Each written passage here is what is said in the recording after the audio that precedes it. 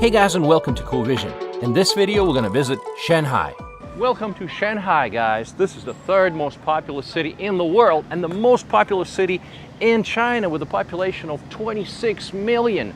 Shanghai is located on China's central coast, bounded to the east by the East China Sea, on the southern estuary of the Yangtze River with the Huangpu River flowing through it. The city's area is 6,341 square kilometers, so it's almost 3 times larger than Moscow and 4 times larger than London. Today, it's the business capital of China with a GDP of $670 billion, the highest among Chinese cities. And it also has the world's busiest container port, the Port of Shanghai.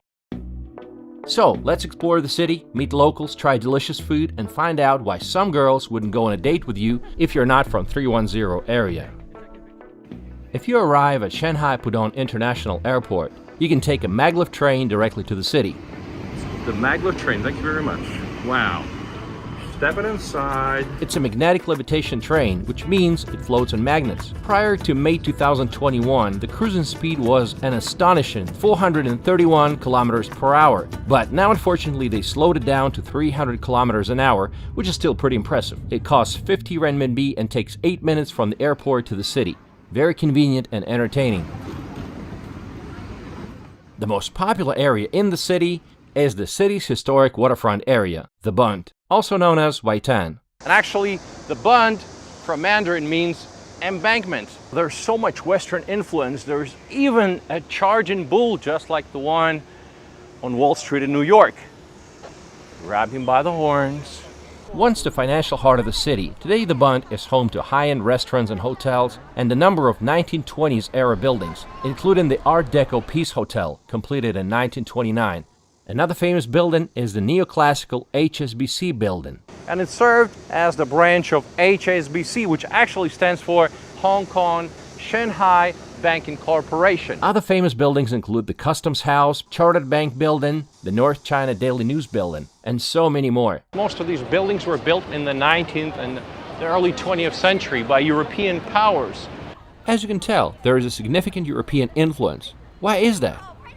Foreign powers, mostly Britain, had been illegally exporting opium from India to China since the 18th century. China wanted to stop the opium trade because it was bringing nothing but social and economic problems to the country, like the widespread addiction. But China lost the opium wars and was forced to open dozens of cities to Western traders. Thus, Shanghai from 1860s to the 1930s was basically split into a Chinese half and a European-styled Western half, a rich and powerful center of the foreign establishment, operating as a legally protected treaty port. The Huangpu River divides the metropolis into 2 parts. Pudong, that is the east side, and Puxi, that is the west side. There are 3 ways to cross the river. The first one is to take a ferry. The second one is to go by car or a bus. And the last one is taking the Bund Sightseeing Tunnel. Of course, this one is mostly for tourists, and it costs 50 renminbi one way. On the opposite side from the Bund, you will find Lujiazui. It's a peninsula formed by a bend of the river that was nothing but villages and warehouses some 30 years ago. But since the 1990s, Lujiazui was turned into the new financial district of Shanghai, thanks to the economic reforms initiated by leader Deng Xiaoping. Today, they call it the Chinese Wall Street. 500,000 people work in Lujiazui with an average age of 29.5 years, 70% of whom have a master's degree or higher. Today, Lujiazui is Shanghai's glitzy financial district, home to the Shanghai Stock Exchange, first free trade zone in mainland China, Shanghai Aquarium, fancy malls, stylish bars with panoramic views, and a cluster of super tall futuristic skyscrapers like the pink, rocket-like Oriental Pearl TV Tower. This tower has 15 observatory levels. There's also a revolving restaurant at the 267 meters level. Another super tall skyscraper is the Jinmao Tower, 420 meters tall. The Shanghai World Financial Center, 492 meters, nicknamed the bottle opener because it kind of looks like a bottle opener. And finally, Shanghai Tower. This is the tallest building in China and the 3rd tallest in the world, 632 meters. I decided to visit the observation deck at Shanghai Tower, obviously, which offers spectacular views across the city. Besides being the tallest building in China, Shanghai Tower also has the world's fastest elevator, which used to travel at the speed of 20.5 meters per second. But now they had to slow it down to 10 meters per second because some people would literally bleed from the nose by the time they reached the top. Outside, I saw some guys with a drone, and I wanted to talk to them. Flying a drone in Shanghai is impossible without a license. Can I ask you what you guys do? So now we are do the building inspection. So you can see the pilot and the pilot. Yeah. Turned out they're a drone inspection company. They hooked me up with some amazing shots in exchange for some renminbi. The city is huge. Luckily, Shanghai Metro is also very huge. It is the longest subway system in the world. 508 stations, 826 kilometers in length. It's twice the length of New York City subway. Subways are just so clean, so nice. You guys believe we're inside the subway? But it's very easy to use, and the trains are always on time. Look. See, the train is coming, and in 12 seconds the doors will open. 4, 3, 1, yes, and the door is open. You can buy a travel card and top it up, or better yet, set up an Alipay account and pay with your phone by scanning a QR code. So convenient. Also, Alipay will help you use the local Uber called Didi, which is much cheaper than conventional taxis. If you're choosing a hotel, I think anything online too is a great choice. This line goes straight through the city and it's easy to get everywhere. You hear it? Cool Vision is in town. Downtown Shanghai, Wukong Road. You want to meet us? Come here. Now, let's meet my friends, Henry and Kunal. Henry is a local guy and Kunal is from India, but he's worked in Shanghai for 7 years now. Both have lived in the US and both now work for Nike. Henry wanted to take us around his favorite places in the city, and we started with the former French concession. What is the French concession? In the 1800s, after a prolonged struggle with imperialist powers, China was forced to allow foreigners to take possession of designated areas in Shanghai, called concessions. The French concession existed between 1849 to 1946 and consisted of upscale residential and retail districts, and was also the center of Catholicism. Today, the French concession is an area that is popular with tourists and expats, and you can wander around for hours without feeling like you're in a bustling Asian metropolis. Wukong Road has the highest density of historic villas. So this is the Wukong building. It was originally built in 1924, so exactly 100 years from now. Yeah, used to be called the Normandy apartment. When that time, like I mentioned, there's a lot of foreigners, people from France, British, they come in here, and then they used to be lived here.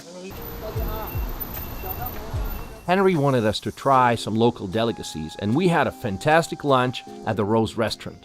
One thing you have to know about Shanghainese cuisine is that it's sweet. Wow, the chandelier is so impressive. Wow, look at that. I'm going to the first floor. Ni hao. Oh, it's a busy place. So first dish in sweet and sour pork.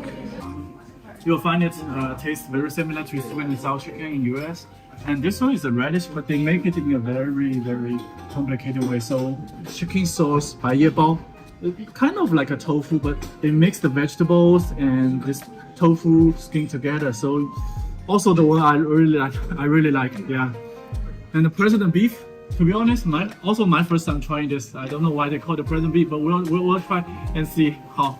And shrimp with crab meat, also another very classical Shanghai cuisine. So almost every person come here, I would recommend, and you will find it very tasty.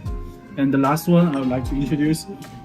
This one I believe originally from Suzhou, but Suzhou is very close to Shanghai, so that's why also makes part of the Shanghai dish, the squirrel Mandarin fish, 松鼠桂鱼 in Chinese. But why most foreigners like this is because they make it boneless. Most fish in China cooked are with some original fish head, fish bones, but this one, no. So you don't need to worry about that. All you need to do is just to cut it and then have a very good taste. So this is for love. Okay, thank you. The check came to over $200. Yes, Shanghai can be pretty expensive. Henry and Kunal told me a lot about the local realities. Apparently, when you try to invite a girl on a date, she will ask you if your area code is 310, the first 3 digits of the ID number for people born in Shanghai. If you're not Shanghainese, the remaining Shanghainese will not accept you, especially in the terms of finding a partner. Finding a partner, but So we could be friends, being colleagues. That's all fine. Yeah, Other things are fine, but finding a partner. They start to ask you this question first. Are you 310? Do you own a house? Something like that. If no, we don't need to go out even for a date. She'll mention, if you're not 310, don't contact me. Speaking of girls, and are you guys students? Yeah. 刚毕业怎么说 just graduated. Yeah. Okay. Graduated. What did you guys study? Dance major. Our major is All of you? dance. Yeah. Oh, cool. Yeah. Very nice, very nice. And tell me, what do you like about Shanghai? 可以讲中文没关系，我可以就很松弛的那种感觉，松弛然后 The environment makes you feel relaxed. yeah， So since you learned to dance, can you show something? 既然你们是学跳舞的，可以表演一下吗？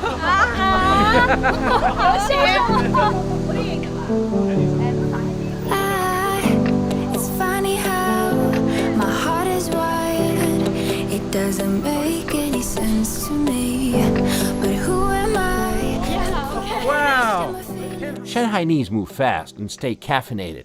The city reportedly has more coffee shops than London, New York, or Tokyo. Shanghai is now home to over 8,000 coffee shops, so we had to have some local coffee. The place we went to was called Into the Forest, and they had amazing coffee. And what surprised me is that they had edible cups. You can drink the coffee and eat the cup afterwards. No waste. Have you guys ever seen edible cups? This one. Right here. As you can Wow. tell. Are you that hungry? Ooh. It tastes like a cookie, like a biscuit or something. yes. Then we decided to go cycling around the neighborhood. For locals, it's extremely affordable because you can get a monthly subscription for $3. Hello, 单车. All right. I'm following you, okay? It's so enjoyable. Just cycle or walk along the tree-lined streets with an array of bars, cafes, restaurants, and boutiques. Feel the real character of Shanghai, and it becomes clear why this is seen as the most livable city in China.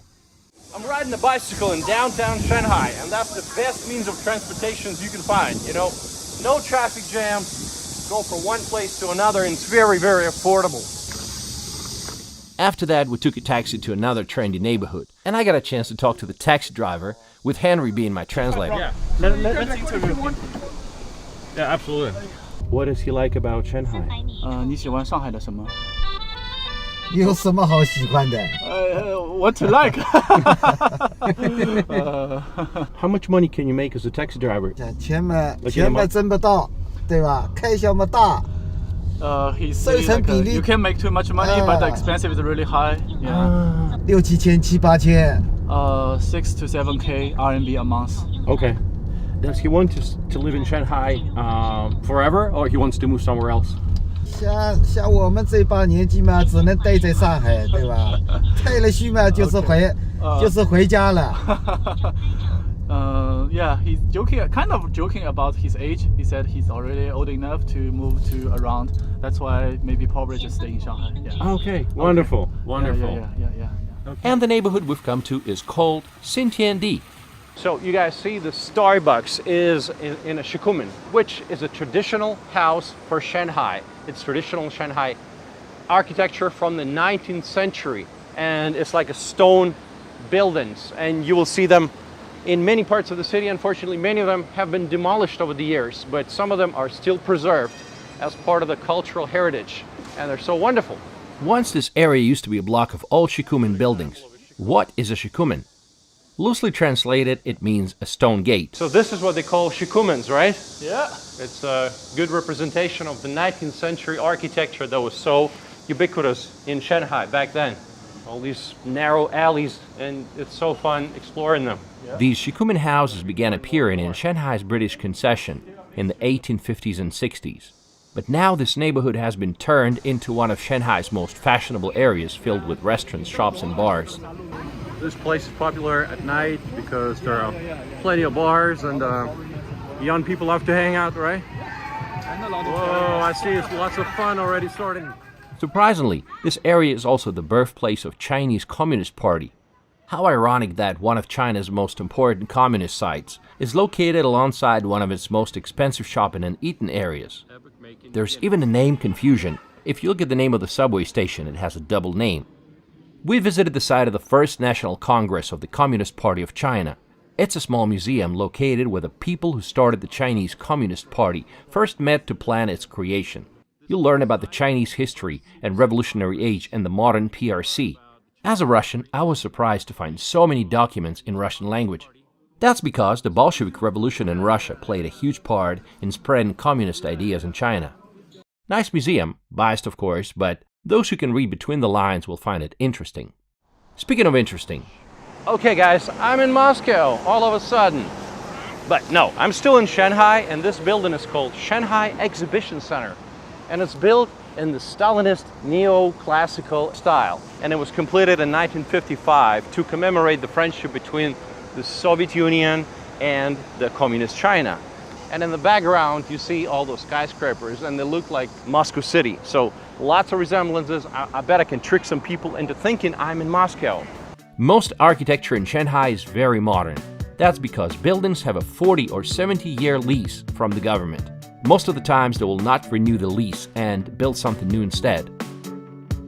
If you need a break from all the hustle and bustle of the city, I have an incredibly peaceful and beautiful place for you. It's called Yew Garden.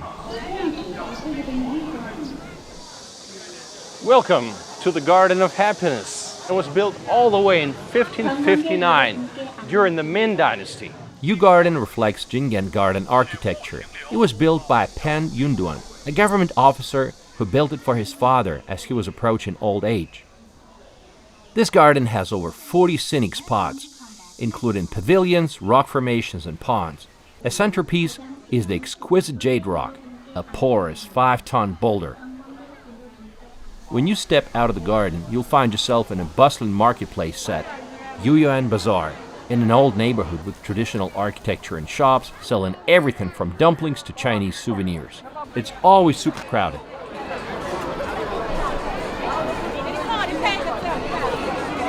The city has many other beautiful parks like Shanghai Botanical Garden. It's the biggest municipal botanical garden in China. I don't know about you guys, but I love visiting botanical gardens because they show you the variety of the vegetation that's specific to this area. And this one has really good reviews, so it has a large collection of thousands of plants, including some rare species. Go, go, go, go, go. It was almost empty on that day because it was 37 outside, so yeah. These cicadas are so loud.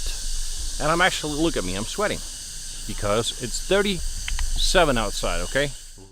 Century Park is another wonderful park. It's the largest park of the city. I was staying at Dorset Shanghai Hotel, and this is the view that I had from my room. Pretty good.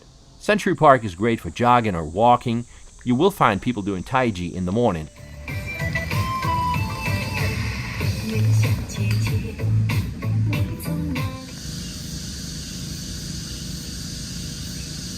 There's also a great track around 5 kilometers, which goes around the park, and it's busy with runners and joggers at all times of the day.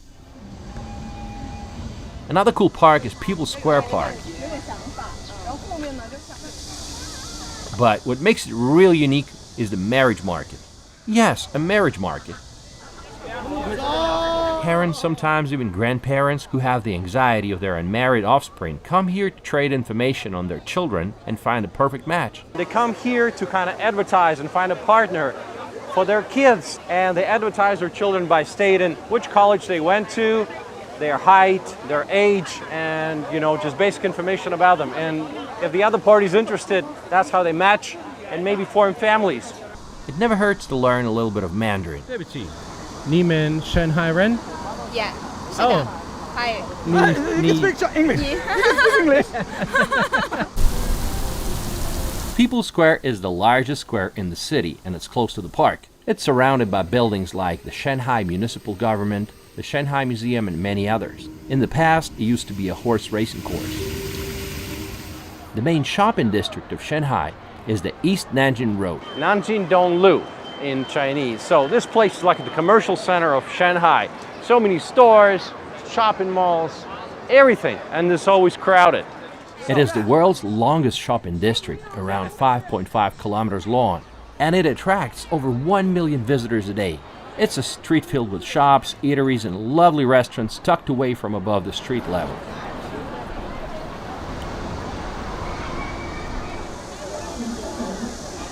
Hello guys. Hello guys! What's your name? My name is Xu Wenying, and My name is Tiki. okay, my English name is Evan. Okay, and okay, she's Evan, my Tiki. girlfriend. I'm studying in Tongji University, and my major is aircraft manufacturing engineering. So you know what to. That's impressive. So it's very hard. It's maybe I'm not that smart, and it's really hard for me. It's really impressive. So you can What are you doing? Comedy 喜剧. Comedy. Comedy. Comedy. Yeah. Oh, it's like- very interesting. What do you want to do when you graduate? I can. I don't think that kind of question right very clearly now. Okay, so you'll see later. Yeah. Okay. I will say later. 谢谢你. Okay. Okay. What's that mean? I don't know what's the meaning of the sesame. 谢谢你，谢谢你。Okay. Got it. I'm so bad. How do you say it? How do you? 谢谢你. 谢谢。谢谢你. 谢谢你. Yeah. 谢谢你. Okay, I'll improve my Chinese. Okay. If you want to shop for some jewelry, clothing, or electronic gadgets, that's the place to be. You'll find all the major designers and manufacturers. This road leads to the Bund, so expect a wave of other people to accompany you, but don't worry, there are police officers to direct pedestrian traffic. In a situation like this, you have to regulate traffic because otherwise these cars would have no chance. See that crowd?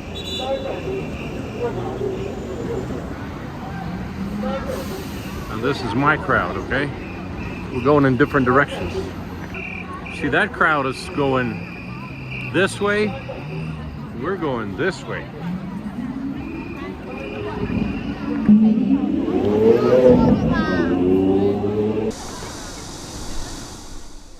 West Nanjing Road is different. It's not so crowded and it's more upscale with luxe residential high-rises and trendy nightlife. It's like North Michigan Avenue in Chicago or the Fifth Avenue in New York City. 你吃饭了吗？我没吃饭，我来找你吃饭。 Henry and I went to a popular local restaurant. Let's see what we had for dinner. If you see the QR code, it's on every table, and just say scan, and I open my WeChat. You see this picture, you like this food, you just click this button, and then it's on the way. These are xiaolongbao, also a very famous traditional like Shanghai style food. Okay. So there's a soup inside it, pork and a soup inside it. So you notice very full, so there's soup inside it. We dip a little bit of vinegar to suck the soup. Yeah. Okay. Oh, you see the soup is coming outside. So, but sometimes if you don't be careful, it might be too hot to eat. So yeah. This is the we have some feet. chicken feet. Chicken feet. Yeah. So in my country, we don't really eat them, but why not? Why not? Very nice, very juicy. Yeah. This in Chinese called 肠粉.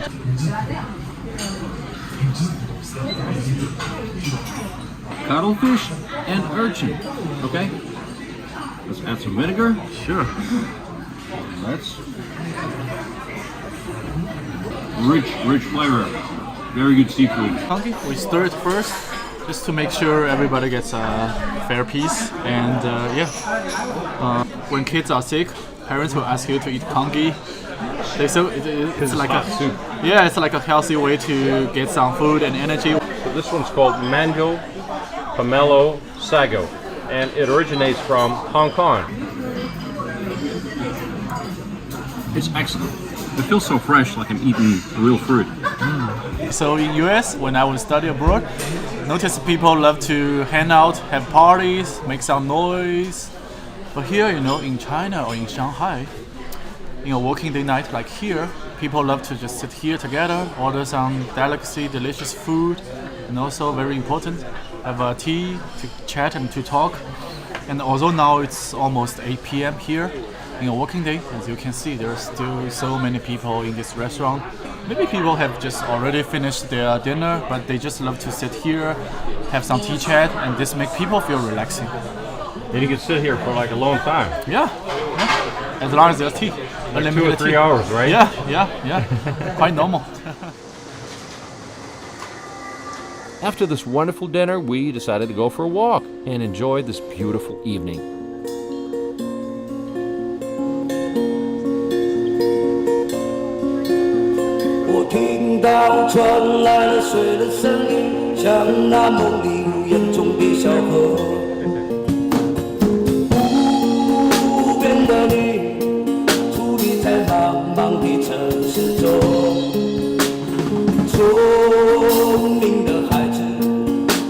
When the sun sets, it's the perfect time to go on a river cruise on Huangpu. You can take a fancy cruise with a dinner like this dragon ship, or just go for a basic one for 150 renminbi. To get to the upper deck and get a better view is another 100 renminbi. This has got to be one of the most impressive skylines I've ever seen.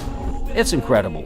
On one side, you see the modern skyscrapers of Lijiazhui, and on the other, the historical, neoclassical, and Art Deco buildings from the 1920s. So captivating.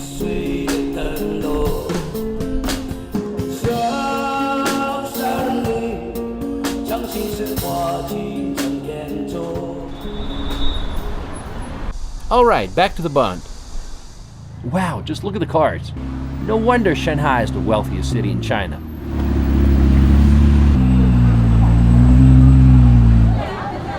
See this coffee shop? Luckin Coffee is a Chinese coffee company that was founded in 2017. It now manages over 9,300 stores, and it surpassed Starbucks by the number of stores in China. The Bund is so busy. I've never seen crowds like that. That's what happens when you find yourself in a city of 26 million people.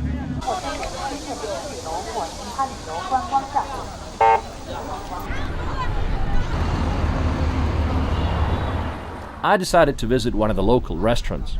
I got some spicy beef. Plum juice. It's very sour, very fresh. I love it. And I did not expect this. I ordered just a sour and spicy soup, but they brought me a whole bucket. There's no way I can finish that. This portions are huge. If you get the impression that there's too much food in this video, you gotta understand that life revolves around food in China. They even say, "Have you eaten?" instead of "How are you?" There are so many showrooms of local car manufacturers. Some cars look super modern. Of course, they're all electric. By the way, it pays to have an electric car in Shanghai. You pay nothing for a green license plate. But for a regular one, that is, a blue plate, it's somewhere between $15,000 to $20,000 just for the plate. Did you know that Shanghainese dialect is unique from Mandarin Chinese? Let's ask Henry. So Henry, I have a question. I've heard that people in Shanghai have a specific accent. Is that true? Kind of. Some people can just judge where you're from by hearing to your accent. So that's amazing, yeah. Can you give me a couple of examples how it's different from, say, the language in Beijing? Beijing is like a R. Let me try my best, okay? 你今天做三蹦子了吗? kind of. Even we call some same thing with a different name. So, like a grandpa, they say it 姥姥, 老爷, yeah. But here we say 外公外婆, so that's kind of different. What about Cantonese? You speak Cantonese? You understand Cantonese? Not really. Not really, yeah. But they also have some accent. I can sometimes tell, yeah. Okay. 谢谢你啦. If you have enough time, you can take a trip to Zhujiajiu, Asian town. Heads up, it's pretty far away. It took me 1 hour and 40 minutes by subway. If you go by Didi, it's gonna take you about an hour. We are in Zhujiajiu, and it's a small town on the outskirts of Shanghai. It's very beautiful, so picturesque. It has a lot of waterways and 36 stone bridges, and you can get a boat ride to enjoy a fantastic evening on the water. Of course, it's a tourist town. There's lots of restaurants, cafes, and whatnot. It's a nice, chill place. No traffic, no motorcycles. And you can spend half a day trying local food and taking pictures. I guess you can call it the Venice of Shanghai. but I felt like it was a little bit touristy and overcrowded. I can only imagine what it's going to be like during the weekend. Unfortunately, the staff at many boat places did not speak English and were not very helpful or friendly. Okay. Cut off work. Any other place? No? Shanghai is not short on museums, but if you have to choose one, go for Shanghai Museum. It has a comprehensive collection of Chinese artifacts from the ancient times to the modern times. But there's a trick. Even though no ticket is required, you gotta book it in advance and you gotta have a reservation, which I don't. And I only have 2 days left in Shanghai and everything's been booked. So I went to Shanghai Natural History Museum instead. It's a great museum, but it was crazy crowded though, which I think is often the case in China. I particularly enjoy dinosaurs and many animals of the past, especially the gigantic, extinct animals. Can you imagine a bear of his size? Like this monster bear or the saber-toothed tiger. Now that's a good kitty. Of course, you cannot visit Shanghai without visiting its wonderful temples, like Jade Buddha Temple. It was founded in 1882 with 2 Jade Buddha statues imported from Myanmar by sea. The temple now also contains a much larger reclining Buddha made of marble, donated from Singapore. Another famous temple is Jing'an Temple. It's located on West Nanjing Road, amongst flashy malls and residential buildings. And this is the famous Jing'an Temple. And the original one was built in 247 AD. But back then it was located near Suzhou Creek. And in 1216 it was relocated to its current place.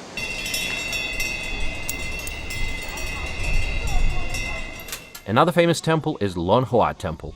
First built in 242 AD, it is the oldest temple in Shanghai and has a long history of over 1700 years. It has a lot of unique architectural features of that time, like the pointed rooftops and pagodas. Central attraction of the temple is, of course, the 6-tiered pagoda, which rises above the surrounding buildings.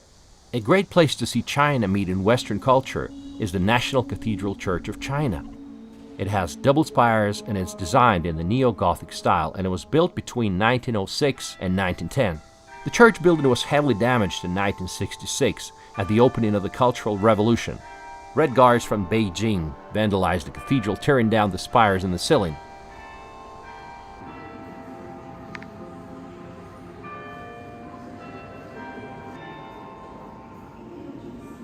If you decide to travel within the country, best go by train.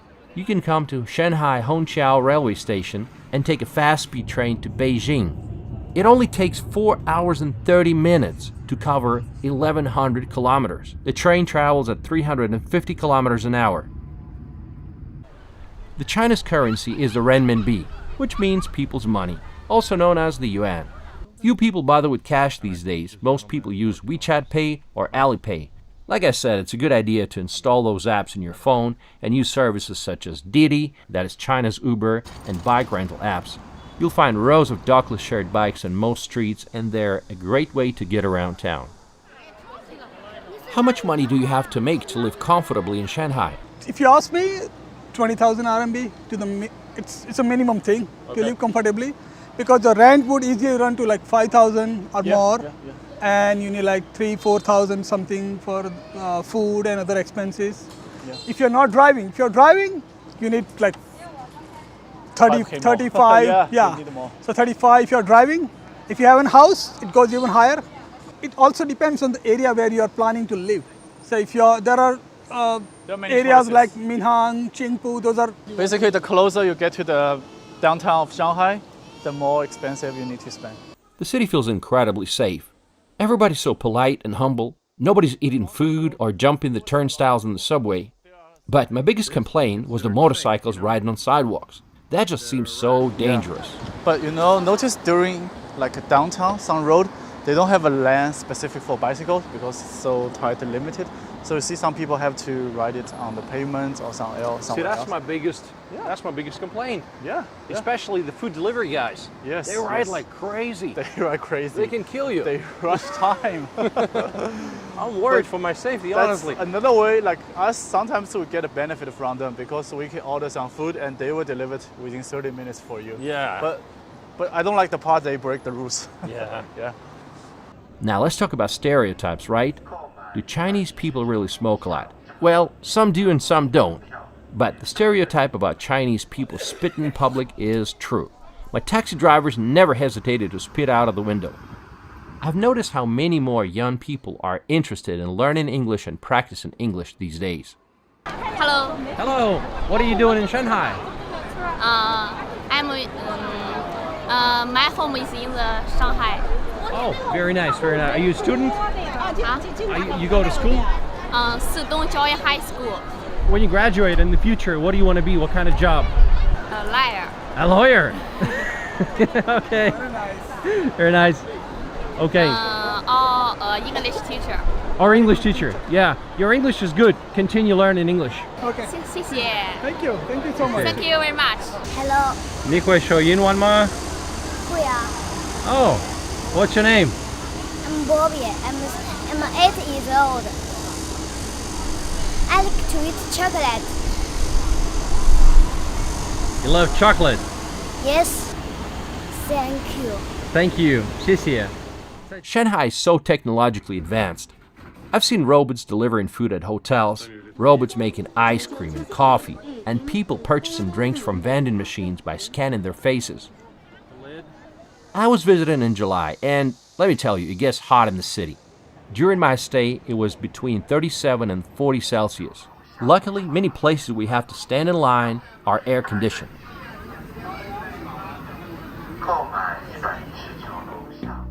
Alright, I hope you guys enjoyed this video about Shanghai. Let me know what you think in the comments down below.